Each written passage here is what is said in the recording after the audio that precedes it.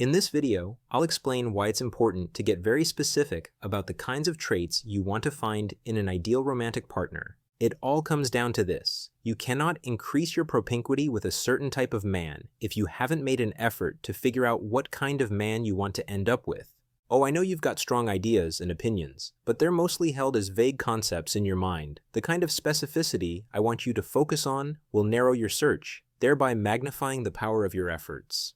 To get specific, try to create a description of your ideal dating partner. Don't be vague. In your description, write down how tall he is, what he does for fun in his time off, where he lives, what he does for a living, the amount of money he makes each year, whether he likes dogs or not, whether he's into professional sports or not, and as many other specific details of this sort as you can think of. You may find yourself hesitating to put down specifics. For example, you might find yourself wanting to indicate a salary range instead of writing down a specific number. Bypass that resistance. We both know you won't find a person who magically fits each specific criteria you write down. That's not the point. The point is that the more specific you get, the more clarity you have in your mind about where to find this guy.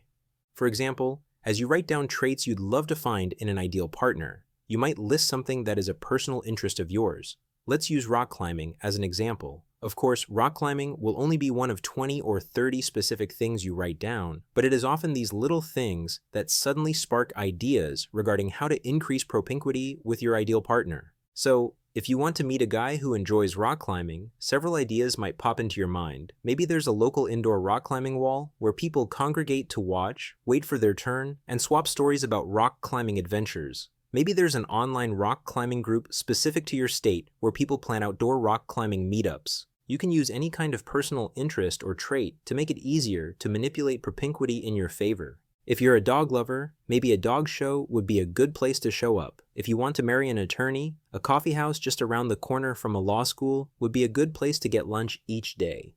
Get specific about who you are looking for, then purposely increase your propinquity with that kind of person. This puts the odds in your favor. If this video gave you a fresh perspective on love and commitment, please take a moment to like and subscribe. It may seem small, but it makes a huge difference, helping me share this message with more people who are searching for real connection and lasting love. Thanks for being part of this journey.